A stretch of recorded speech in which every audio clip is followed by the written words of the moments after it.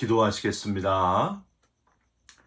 새로운 하루, 새 아침을 주신 하나님, 감사와 찬송과 영광을 하나님께 올려드립니다.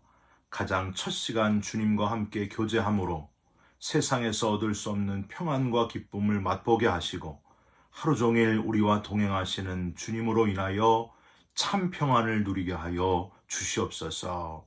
답답하고 괴로운 마음이 떠나가게 하시고 육신의 질병이 사라지게 하시며 기도하다가 우리가 알지 못하는 크고 은밀한 일 행하시는 하나님의 손길을 체험하게 하여 주시옵소서. 우리 기도 들으시고 응답하시는 예수 그리스도의 이름으로 기도 올리옵나이다. 아멘. 오늘 말씀은 열왕기하 4장 8절부터 17절까지의 말씀입니다.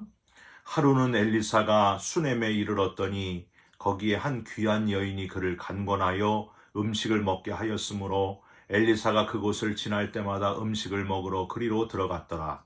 여인이 그의 남편에게 이르되 항상 우리를 지나가는 이 사람은 하나님의 거룩한 사람인 줄을 내가 아노니 청하건대 우리가 그를 위하여 작은 방을 담 위에 만들고 침상과 책상과 의자와 촛대를 두사이다. 그가 우리에게 이르면 거기에 머물리이다 하였더라. 하루는 엘리사가 거기에 이르러 그 방에 들어가 누웠더니 자기 사환 게하시에게 이르되 이 수넴 여인을 불러오라 하니 곧 여인을 부르매 여인이 그 앞에 선지라. 엘리사가 자기 사환에게 이르되 너는 그에게 이르라. 내가 이같이 우리를 위하여 세심한 배려를 하는도다. 내가 너를 위하여 무엇을 하랴? 왕에게나 사령관에게 무슨 구할 것이 있느냐 하니 여인이 이르되 나는 내 백성 중에 거주하나이다 하니라. 엘리사가 이르되 그러면 그를 위하여 무엇을 하여야 할까 하니 게하시가 대답하되 참으로 이 여인은 아들이 없고 그 남편은 늙었나이다 하니 이르되 다시 부르라 하여 부르매 여인이 문에 서니라.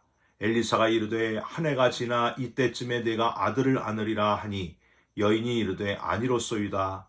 내 주 하나님의 사람이여 당신의 계집종을 속이지 마옵소서 하니라. 여인이 과연 잉태하여 한 해가 지나 이때쯤에 엘리사가 여인에게 말한 대로 아들을 낳았더라. 아멘. 오늘은 열왕기하 4장 8절부터 17절까지의 말씀으로 세심한 배려를 하는도다. 세심한 배려를 하는도다 라는 제목의 말씀을 함께 나누고 기도하는 시간을 갖겠습니다. 세계 최고의 전쟁 영웅인 마케도니아의 왕 알렉산더 대왕을 모르는 사람은 없을 겁니다. 알렉산더 대왕이 어느 날 자신의 초상화를 그리기 위해서 유명한 초상화 전문 화가를 불렀습니다. 그런데 궁전에 도착한 화가가 당황했습니다. 평생 전쟁터를 전전하던 알렉산더 왕의 얼굴에는 아주 보기 흉한 칼자국 상처가 있었기 때문입니다. 화가는 알렉산더 왕의 상처를 그대로 화폭에 담고 싶지를 않았습니다. 그의 위대함에 손상을 입히고 싶지 않았기 때문이었습니다. 그러나 상처를 그리지 않으면 그 초상화는 거짓 초상화가 되는 거예요. 화가는 그것도 용납할 수가 없었습니다.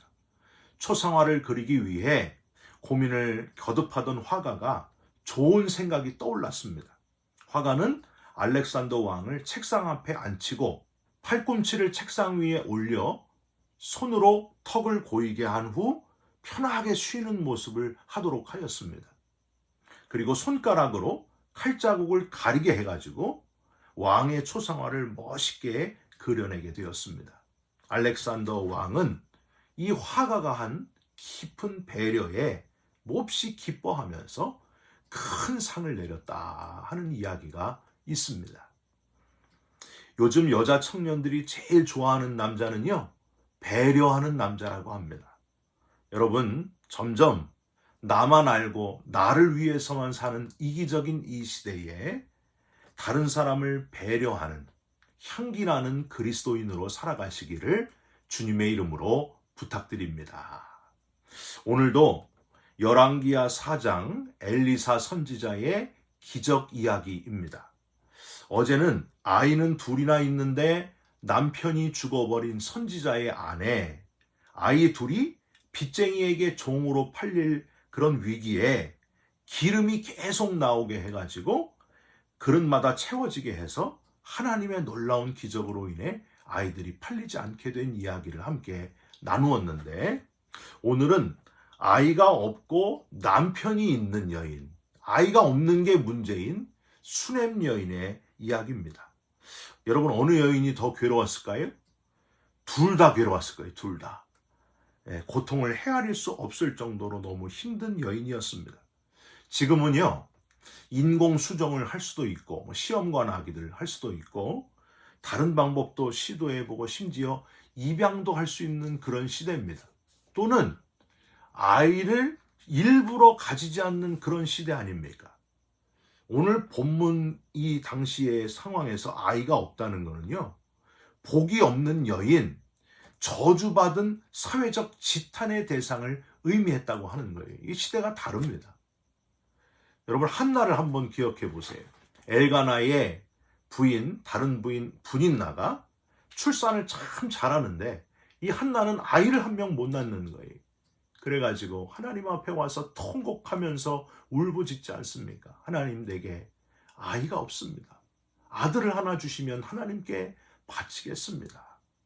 하나님은 그 한나의 간절한 기도를 들으시고 사무엘을 허락해 주십니다. 오늘 본문 이 수넴 여인의 고통은요, 이만저만이 아니었을 겁니다. 아이가 없는 고통. 14절 중간에 보시면 엘리사의 종 게하시가 이 수넴 여인을 이렇게 소개해요. 게하시가 대답하되 참으로 이 여인은 아들이 없고 그 남편은 늙었나이다 하니. 저랑 잘 아는 그 목사님 부부도 자녀가 없어가지고 참 오랫동안 안타까운 시간을 보내고 있습니다. 이 말을 할 때 참 마음이 아프더라고요. 목사님, 제가 자녀가 없으니까 결혼 주례를 해달라는 것도 꺼려 하더라고요. 이 말을 하는데 참 마음이 아프더라고요. 이 한국 사람들은 아직도 이런 안타까운 전통이 남아있는 것 같습니다.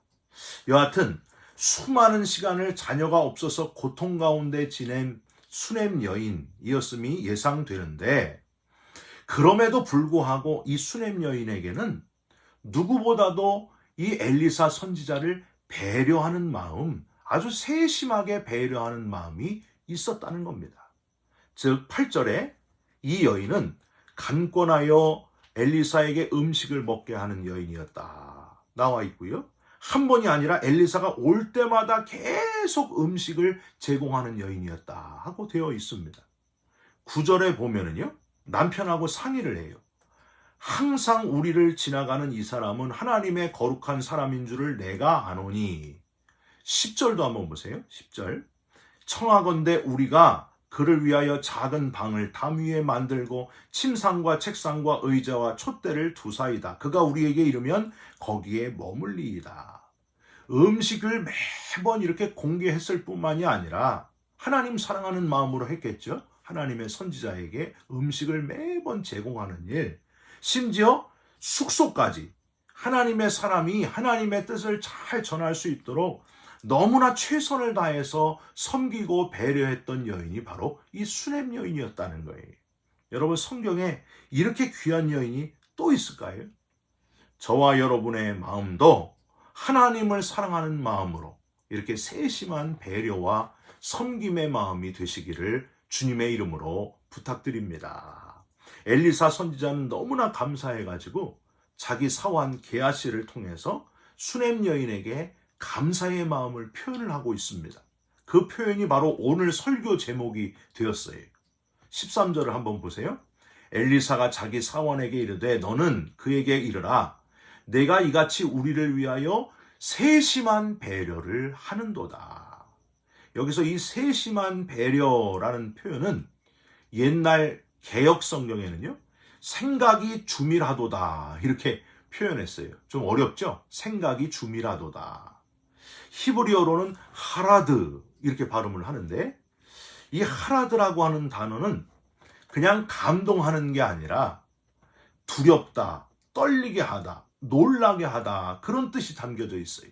그러니까 엘리사가 너무 마음이 감동되면서 두렵고 떨리고 놀랄 정도로 너무너무 감동했다는 거예요. 여러분, 하나님도 이걸 보고 감동하셨다는 겁니다. 그래서 은혜로운 기적을 베푸시는 하나님의 역사가 오늘 본문에 나와 있습니다. 여러분, 무슨 일이 일어났어요? 예상했겠지만은 16절, 한 해가 지나 이때쯤에 내가 아들을 안으리라 이렇게 예언했고, 이 수냄 여인이 아니로소이다. 너무나 말이 안 되니까 자기 남편이 너무 늙고 하나님의 사람이여 당신의 계집종을 속이지 마옵소서 할 정도로 이건 말도 안 되는 일입니다. 그런데 하나님께서 은혜를 베푸셔서 기적을 일으키시는데 17절을 한번 보세요. 여인이 과연 잉태하여, 말이 안 되는 일을 말이 되게 하시는 하나님.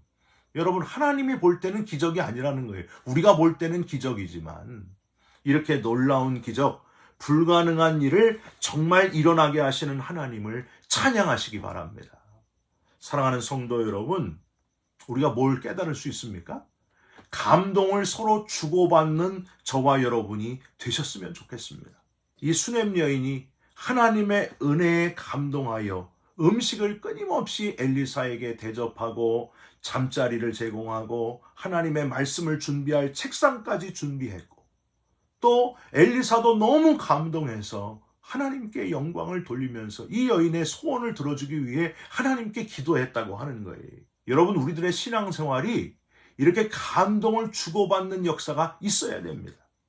누가 부장이니까, 선교회장이니까 교회에서 당연히 부장이니까 이거 해야 된다, 회장이니까 이거 해야 된다, 이런 게 아니고 의무와 체면으로 일하는 곳이 교회가 아닙니다. 그건 사회에서나 그렇게 하는 거죠.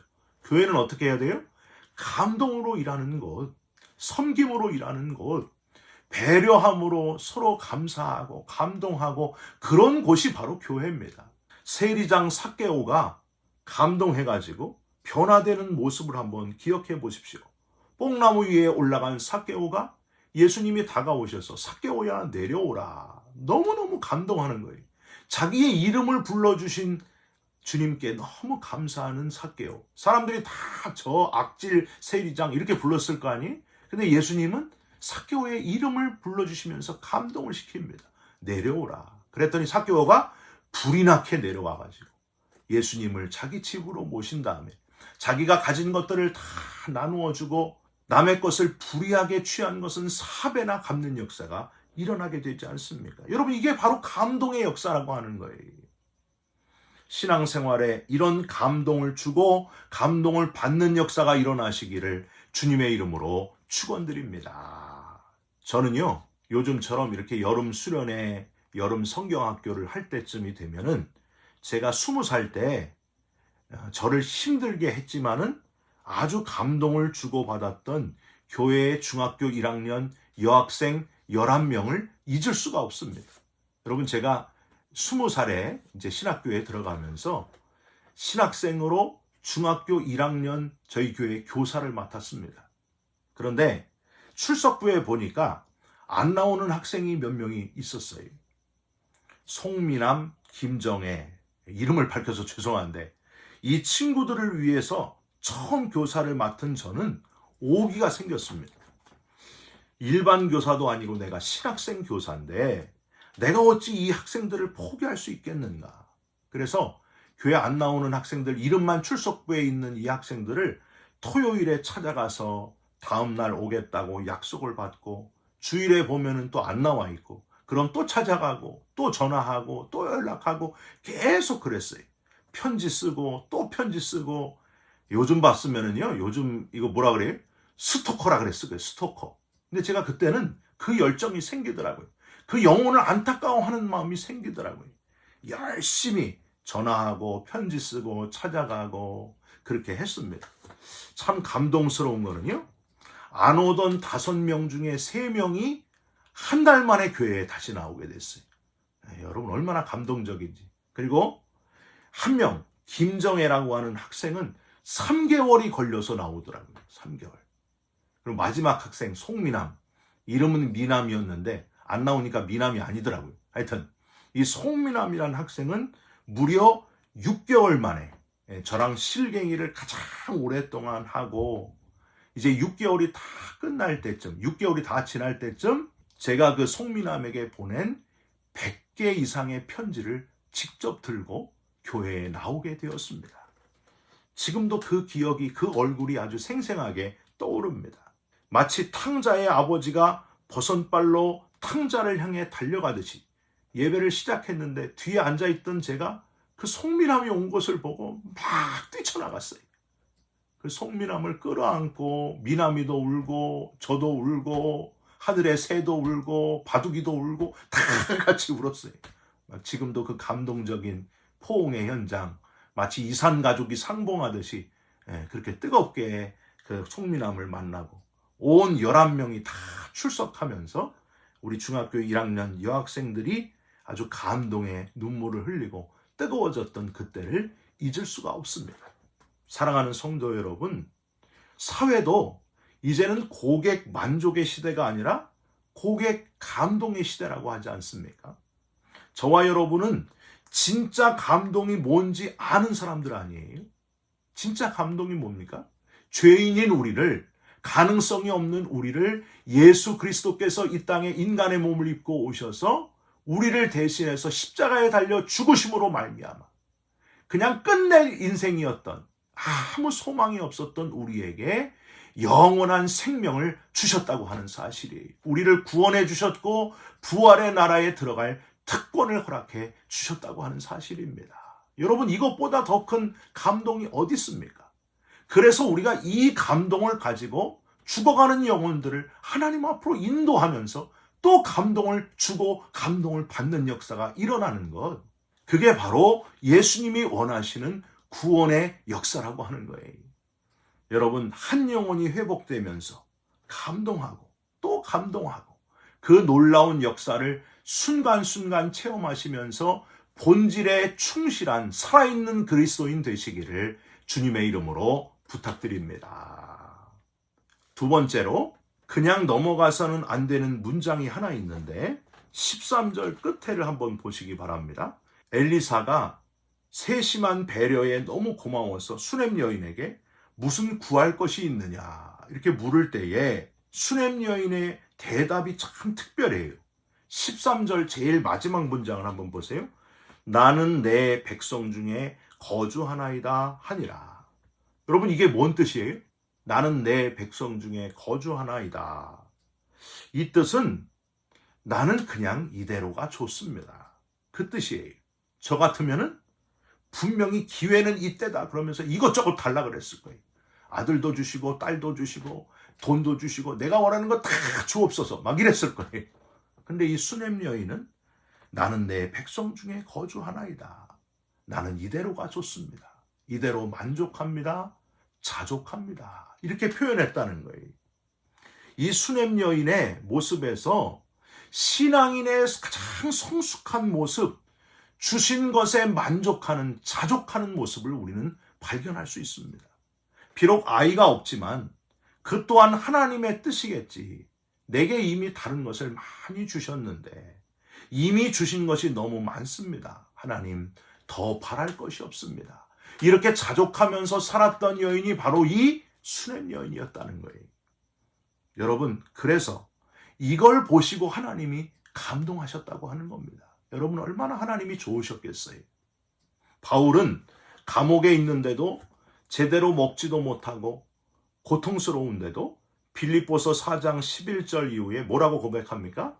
내가 궁핍함으로 말하는 것이 아니라 어떠한 형편에든지 내가 자족하기를 배웠노니 내가 비천에 처할 줄도 알고 풍부에 처할 줄도 알아 모든 일에 배부르며 배고픔과 풍부와 궁핍에도 일체의 비결을 배웠노라. 자족하는 마음, 하나님께서 내게 주신 것에 만족하면서 감사하는 마음, 이 바울의 마음, 이 마음이 바로 저와 여러분의 마음이 되시기를, 수넴 여인의 자족하는 마음이 바로 저와 여러분의 마음이 되시기를 주님의 이름으로 부탁드립니다. 예수님은 죄 없이 십자가를 지시고 저와 여러분과 모든 인류를 대신하여 죽으시면서도 마지막에 하신 말씀이 무엇이었습니까? 자족하는 말씀을 하셨습니다. 다 이루었다. 그렇게 말씀하셨습니다. 서로 감동을 주고받으면서 주신 것에 자족하시고 만족하시면서 하나님의 마음을 감동시키면서 순간순간을 살아가는 저와 여러분이 되시기를 주님의 이름으로 축원드립니다. 기도하겠습니다. 하나님, 감동이 사라진 시대를 우리가 살고 있습니다. 참 감동을 회복하는, 감동을 서로 주고받는 그리스도인들로 회복되게 하여 주시옵소서. 죄인인 우리를, 가능성이 없던 우리를 구원해 주신 그 놀라우신 감동적인 사건을 기억하면서 그 감격으로 세심하게 배려하며 그리스도를 전하며 섬기는 그리스도인들로 살아가게 하여 주시옵소서.